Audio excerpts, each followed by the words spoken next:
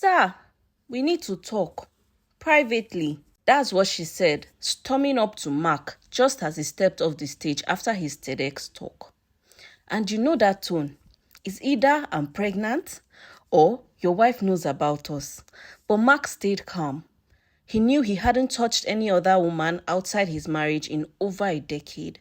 Still, he had no idea this girl was about to rewrite his entire life with just 6 words. Mark wasn't always the polished TEDx speaker everyone admired. He grew up in Owe town, the son of a struggling school teacher, and learned early that education was his only ticket out. By 19, he was juggling university classes with a part-time job at Excel Bookstore, the only place willing to hire students with no experience. That's where he met Josephine. She had already been working there for 2 years. Sharp-tongued, sharp-witted, and the manager's favorite.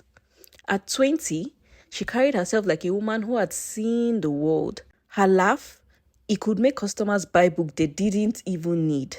Their first interaction set the tone. "You are the new boy," she asked, eyeing him. "Don't touch the accounting books, and for God's sake, alphabetize properly.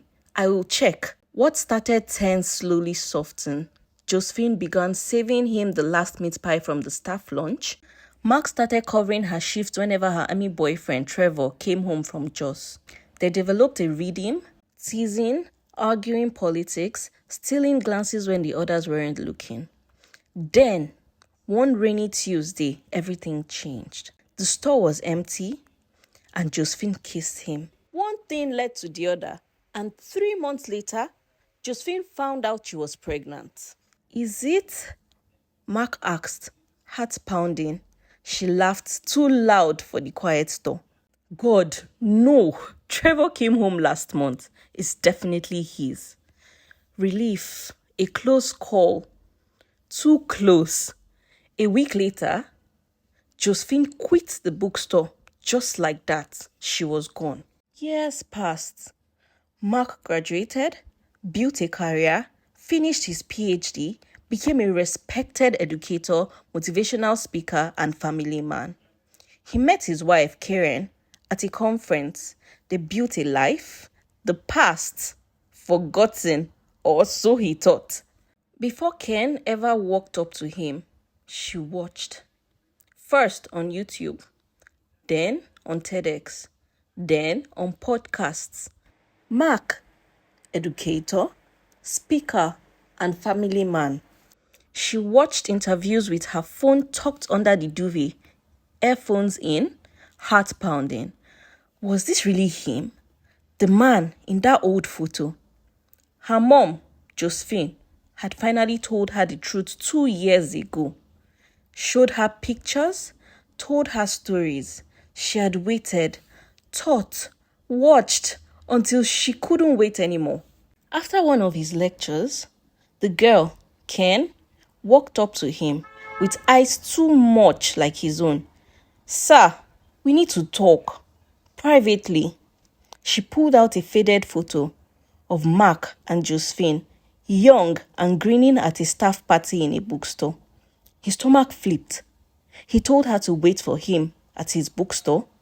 His bookstore was just 2 buildings away. Inside, his younger brother, Isaiah, was at the counter. Kyen introduced herself and said Mark asked her to wait.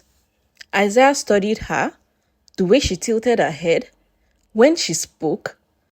"I dey watch that girl since. She dey behave like our mama," he joked. Mark froze. "Where is she?" Isaiah pointed to the back. She was waiting. 2 years ago, my mom showed me a photo," Kyen said. "She told me that's your father." Kyen pulled out another photo. This time, it wasn't some staff party or group outing. It was just the 2 of them, in the back of a taxi. Josephine, leaning into Mark, his arms around her, both of them mid-laugh. Caught in a moment that looked way too cozy to explain away. Mark stared at it, blinking. "Oh, this one na premium receipt though." The year scribbled on the back, 2005. Josephine, beautiful, wild, always laughing. They had been close, very close. But she had a boyfriend, Trevor, and every time he asked if the baby might be his, she laughed it off like it was the craziest idea. Repeatedly, convincingly, he had believed her until now. He offered to pay for a DNA test. Kyen agreed. She made sure that Josephine knew nothing about it. A week later, alone in his office, he opened the envelope, hands shaking. Paternity confirmed, so the letter read. He was her father. Mark found Josephine and met her up at a cafe. She didn't flinch. You were in school. No job, no future yet, she said. Trevor, he had a salary, a house, benefits. What was I supposed to do?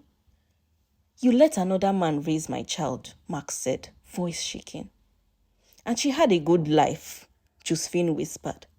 Better than you could have given her back then. The hardest part? Telling Trevor. Mark had faced crowds, critics, and high-stakes debates in academic circles. But this was different. Trevor wasn't just some man from the past. He was the man who had raised Kyen, the man Josephine chose when Mark had nothing to offer, the man who had unknowingly been the third party in a triangle no one admitted existed. Mark couldn't shake the guilt. He had slept with another man's girlfriend while he was away, serving in Jos. What if Trevor never forgave him? What if the shock turned violent?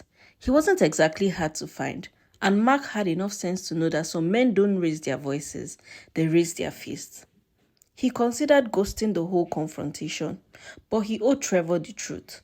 Still, the idea of showing up on his doorstep with, "Hey, I'm your daughter's real dad," felt like a suicide mission.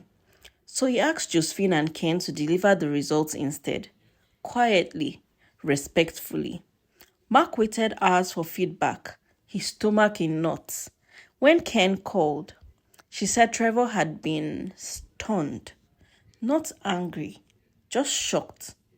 Sat in silence for minutes, apparently, then said, "I need to sit down." He was trying to take it in, trying not to lose it. That was good news. But Mark knew better than to relax too soon. Some shocks take time to turn into rage. So, he asked Kyen for Trevor's number. "Let me speak with him directly," he said. The call happened the next evening. Mark rehearsed every line. Apology, explanation, acknowledgement of his failure. He was ready for insults, maybe even threats. But Trevor's voice on the other end was calm. Too calm. "This whole thing feels like a movie," he said slowly. "I keep expecting someone to jump out and say, 'You've been pranked.'" They talked for almost 30 minutes. No shouting, no drama, just honesty. Still, Mark didn't fully exhale. "I want to see you in person," he said, "if that's okay. But not anywhere private. Not in some corner where emotions could run wild." He needed neutral ground. So he booked a premier executive suite at the local stadium for a weekend football match. He got tickets for himself, Kyen, and Trevor.